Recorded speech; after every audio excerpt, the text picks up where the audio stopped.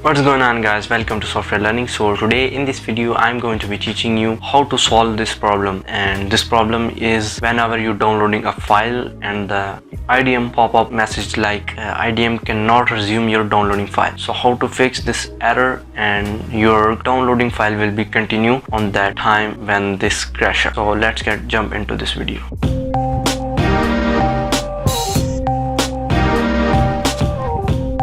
So guys, first of all, open your internet download manager and click on that file that showing you error of expire your link, download link, and simply try to resume it. When you try to resume it and there is an error pop up like this, and if you click on OK, then there is a original link of that file will be open. So I'll click on cancel because I already opened that link here. And so now how to fix that error expiring your download link? So simply open that website where you download that file and simply right click on that download button and click on copy link address, and simply go to internet download manager and right click on that file and click on properties, and here you can see that address. Simply remove this address and paste a new address and click on OK, and now try to resume it, and here you can see that it receiving data. So it's downloading is resumed, and you can resume your download by following this method. And you can do this